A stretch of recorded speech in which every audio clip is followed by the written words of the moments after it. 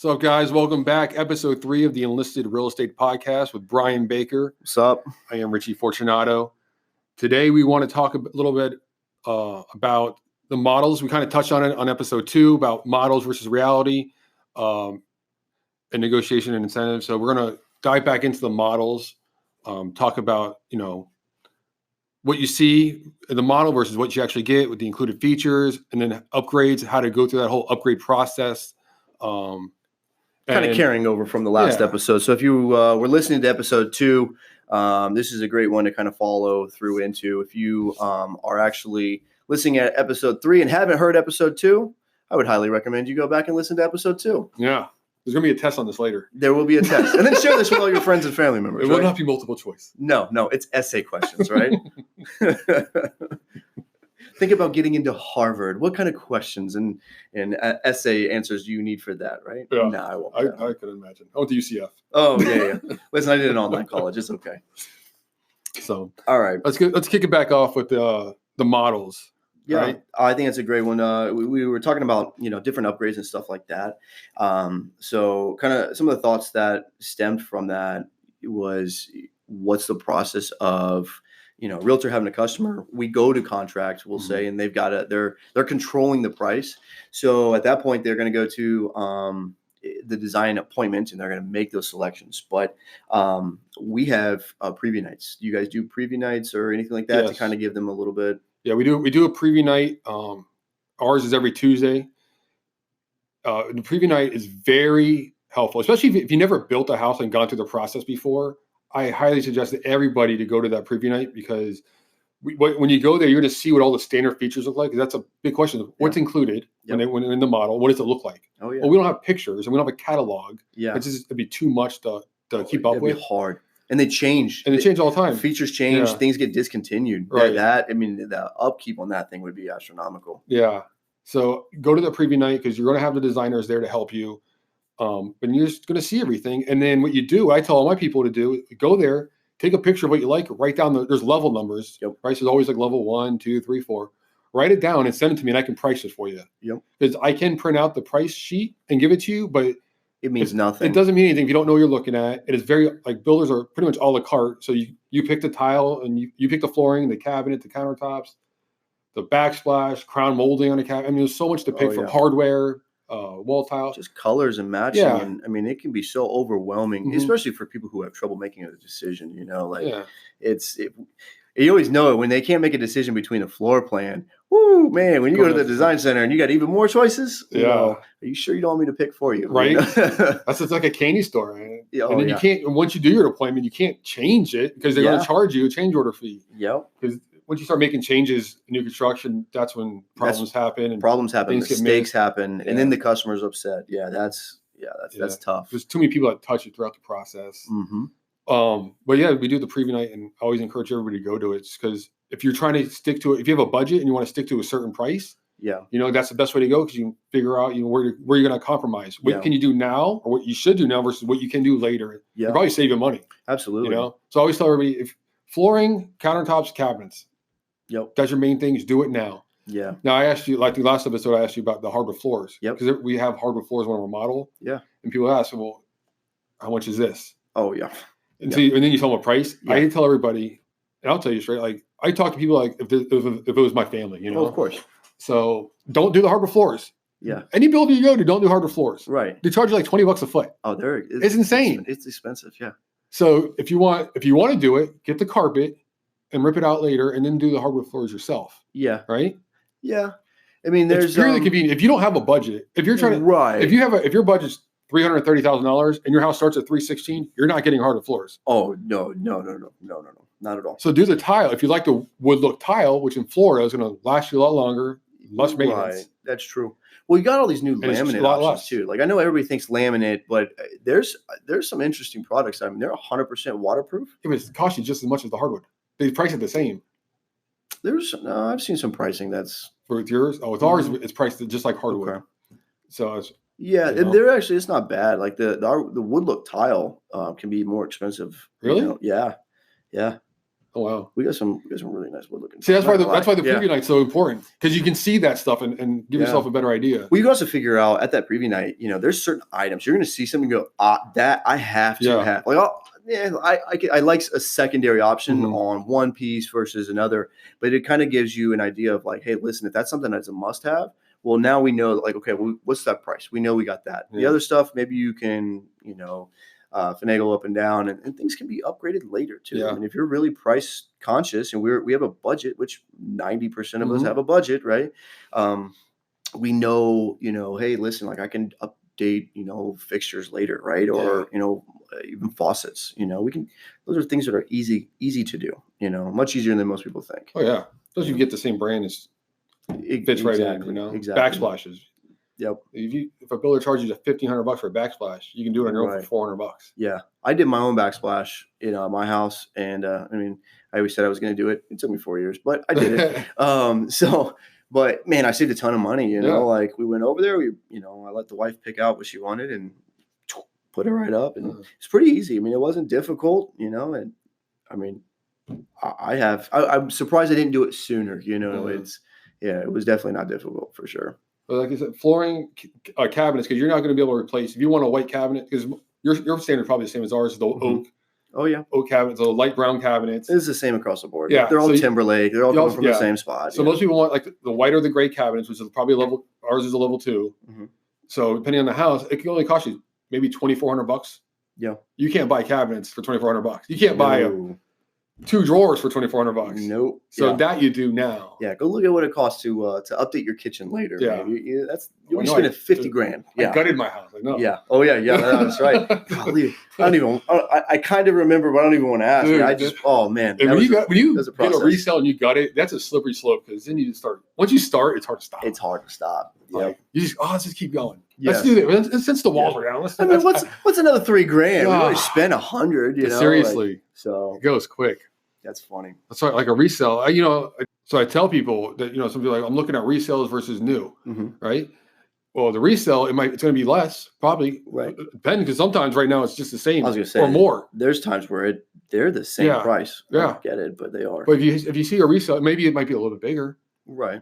But then you have to pay to update it. Yeah. So if it's $60,000 to update it, and then you're fixing other people's problems. Yeah. Because the house is old. Yeah. Not to mention, how old is it? We're talking about 10 years. You got 10 more years on the roof. Might not even Florida, depending on the roof. Exactly. A 30-year roof might only cost you 15 years. Yeah.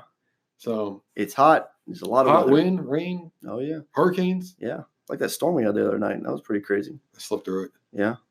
I did. I tried. It was loud. It was? Yeah. It was loud. I should have drank that night. No, I'm just kidding. I'm not advocating. Drink every night. I don't know how you do this job and don't drink. But so yeah, the preview nights, get an idea of what especially you've never gone through the process. If if you're on your third build, what's going on. Oh yeah. But no, I agree. Yeah. But even then, if even third build, and let's say they bought, 2 other builders and they've never built with your particular builder, it's different, options are different, process is different, location is different, and it's, if you can, warm the brain up to a situation before you get there, you're just more productive. Right. Yeah. So, I think that preview nights, it could be a load of help. Yeah. And go multiple times. Cause when you're actually, I don't know how long yours is, but ours is 4 hours, 3 hours, 3-hour appointment. Yeah. 3 hours to pick all the options in your house. Yeah. And it goes quick. Yeah. Especially if you have trouble making decisions. Yeah. And the more decisions there are, so we typically, it's a 3-hour appointment. You can do 2 appointments. Oh, really? So, but the preview night is, it's important, but there's a lot of options, so, but we've got, so my community particularly, we have a newer product that we kind of started. So we've actually got a design center for my smaller feature in kind of like they used to do it back in the day in the garage. So it's right there on site. It's awesome. Yeah. Like, you talk about preview night, unless there is a design center appointment going on, it is open. So I got customers, they come in all the time. They're just walking through there, checking it out. By the time they get to design appointments, they're doing them in like 2 hours. Like, I want that. I want that. I want that. I want that. Like they already know what they want. And it's just boom, boom, boom, boom, boom. It's real quick. So it's it's kind of cool. They're very particular options that they've selected for it. So they're the popular ones across the board. They're ones that we know we can get to. And they're not, we also know that if no matter what you select in there, for the most part, if anything was to happen and that sale fall through, that we can resell it. Right. That was a big thing that they had thought about too. So let's talk about, so if something falls through, now you have an inventory home, right? Mm-hmm. So usually if somebody bought the house and designed it, Yep. Now you're stuck with their selections. Yep. Do you change them at all? Yes. Like you do? So as soon as we have, that's why so if we think there's one on the fritz, like we start pushing, like, hey, listen, like we are good to go or we're canceling it, because once we cross certain thresholds, it's expensive. So we recently had one that we went too far, and flooring was in, and it was something that was going to be very difficult to sell. Mm-hmm. So we ripped it out. So we stopped it. We ripped the tile out of like a bedroom particularly and reassessed everything. And so if we do have a cancellation and it's turned in an inventory, as a sales consultant, we go through it and we highlight what we think might be an issue. And then we send it over to the design consultants who they go through, they look at what we marked, and then they see if there's anything that they think. And then we just collaborate real quick. Hey, what kind of changes do we need? Where do we need this price to be, to sell it? And if we can make the change and we need to, we will. Do you look at your buyer when they go to the design studio after their appointment? Do you look at their options? Oh, all the time. Do you pray? Like, do you see somebody pray? Please don't cancel. Please don't cancel. Please don't cancel. Yes. Yeah. Oh, yes. There's definitely numerous times. Yeah. Oh yeah. Oh man. Yes. So what about when you have one? Say the house is being built and you have somebody come and look at your inventory home, and you already know what's going in. Do you let them make any changes? There's certain points. There's certain points, yeah. So it really depends. Stage cutoffs are big, right? So once things are ordered, cabinets are the hardest, which is going to be across the board. They get built and they get shipped over and installed. If you're not early in that, like you're not changing it. If it's already ordered, it's in there. Sometimes countertops are a little bit easier because they got to come out and measure anyways, and then they get a true measurement of it with the laser measurements, right? And then they take it back and then they cut it. Right. So granite, quartz, whatever it be, sometimes you can be a little bit, further into it, that if we need to, we'll see what we can do. We'll try to make that a change. Structurals are, that's locked in. I get that question a lot, like, oh, well, I know you got that, but I'd like to rip it out and just, put in something else. It's like, no, like that's, how hard that would be. And, we would be taking steps backwards, before we would even be moving forward. Why don't you let them change anything structural? So you think about it, like, for example, I had one, they wanted to do this, like a super shower is what we call it, but it's a full, recessed shower versus the tub that would have been in there. Mm-hmm. But you're talking about cutting out slab, like we're chiseling into the slab, rerunning all of the plumbing underneath the concrete slab, like the amount of expense that would be, the amount of effort we have to get re-permits, we're going back through county, right. One for the approvals to make the changes, and then permitting, that's an expensive process. Yeah. Like most people don't realize, like, how much money does a builder spend just to get the permits for your home? Yeah. So it's not cheap. No. For sure. You can find out. You go on the property appraiser website, you'll see how much it costs. Yeah, absolutely. Go look that up. And so people, you're writing a contract. How many times people ask you the contract, and the realtor's sitting there and they're like, so if anything happens, they can get their money back if they decide that. So what you're telling me is you want me to pay all of the permitting. You want me to spend these 3 hours that we're working together and send you to my design consultant, make them spend all that time with you and, get the engineerings and all that and go as far as we can. And then You're going to go, I'm okay. I'd like my 10,000 back.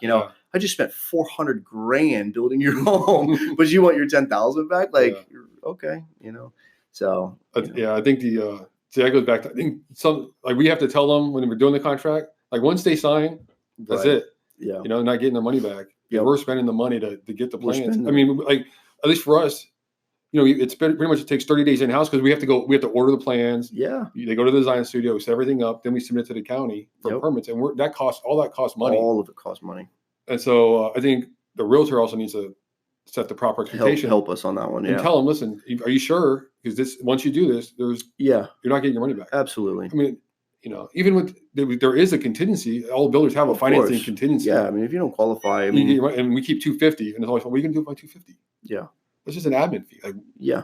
We're not making any money off it. It still costs us money. It costs us a lot more than $250. A lot more to get this process started. Yeah, now we're stuck building you this house, whether we wanted it or not. Yes, absolutely. So, yeah, that's a good point. Just kind of helping to set that expectations. So no builders out here to take money, right? Because your deposits, my deposit, they're minuscule. My initial deposit's $5,000, right? You sign a contract, $5,000. If it's a quick move-in home, it's off the market, right, for $5,000. That's it. I'm not in the business to take $5,000 because I would not be here very long. I'm not trying to take your money, but at the same time, if I'm going to take it off the market, and not sell it to somebody else, I expect you to be the one to buy it, right? Yeah. We're closing on it. If we're going to go through the whole process, so that I think that's a good one just for, the relationship, if we're on the same page, realtors and the sales consultant, just making sure listen, nobody's trying to do you wrong, but if we're signing this and we're moving in, just assume that the money's gone, right? Yeah. It's going towards that house, and I think it's the best way to do it. Of course there's certain situations, and I've seen them give money back, and I'm talking about late cancellations, you get halfway through the process and life-changing events, you know what I mean? I've seen it, they do it. We're not bad people, we have hearts. We have hearts, and especially if we look at it, we're like, all right, I want to help you out. It's just a bad situation, and it's a home I know I can sell anyways, it sucks now, but we'll sell it, so I've seen that, but don't go into it with that mindset. I'm getting my money back, so chances are somebody else wanted that same house and you just beat them to it. Yes. Now they're out of the house, or they might go look somewhere else. And now we lost that person. We lost that. Yep. Exactly. Oh yeah. The moment you take it off the market, lots too, I've got multiple people looking at one particular lot. Yeah. As soon as one buys that, if you don't complete that process, I've now lost you as a customer, and we've lost the other one, right? The other one's not going to come in. And, so that, and the realtor may be a part of one of those deals. So he'll lose the one, unless they'll probably go take them to another place to go, buy something, but I'll lose two. Speaking of lots, do you do lot holds? No. No. So, if we've got so much interest right now that if you want it, we've got to go full-fledged into it. Yeah. So, we're not doing any lot holds. The only lot holds we did was it was like a 48-hour. We were releasing a new phase, and we had so much interest. We were coming in. We couldn't feasibly write that many contracts in a day, so it was technically a lot hold. We'll hold this lot until we can get you scheduled within the next day or two or 3 or 4 to get in and actually put the contract together. But otherwise, no. Do you guys do lot holds? We can. In my community, we don't. It's just that's a personal thing for us. Okay. Because I'm not a big fan of them. Yeah. Because it's what happened. I had somebody out of state came. They wanted a certain lot. We're not selling lots right now, right? So people want to hold lots. Yeah. Well, if I would have held this lot for them, it's been 6 weeks since then. Yeah. They've already changed their mind. Now they might move down here now because they're going to buy it as an investment. Now they might move. Now they want a different house. And they want something totally different. And we might not have that house. And so if I would have held that lot, I could have told somebody, no, I don't have this lot available, and then they might have gone somewhere else. Yeah. No, I agree. So we don't do lot holds. I'm not a fan of them. I'm not either. Just because I think you end up losing more people than you'll gain. Yeah. Oh, yeah. I get the question a lot too. Can I buy the lot now and then you just not build it for 2 years? Yeah. I'm sorry, 2 years. If materials and labor go up in cost, can I come and ask you for that as well? You know what I mean? Because 2 years, it could be a totally different process. Yeah. So that ties into appraisals. Oh yeah. We can talk. Appraisals are funny to me because there are shortages, especially if you're VA. Oh my God. Oh God, VA appraisers. Every VA is a shortage. When you go to appraisal school, and does it say, "Hey, it's a VA loan, so always come in short"? Because you're helping the veteran. Listen, we're both veterans. I bought my house. I use a VA loan. My house got appraised short. Yes, mine did too. But you know what? I was like, yes. You know what ended up happening? So I was contracting. So I had 30 days here in the States, and I was about to close on my home. They were like, "Oh, it's short," and I was like, "Okay, so do something." They're like, "Yeah, no," but they knew I only had 2 weeks to close, and then I was back on an airplane going overseas. So what did I do? I came to the table with shortage of this stupid with that money, cash up front. So that's when you got screwed. I was so mad, man. I was Mine worked out my benefit.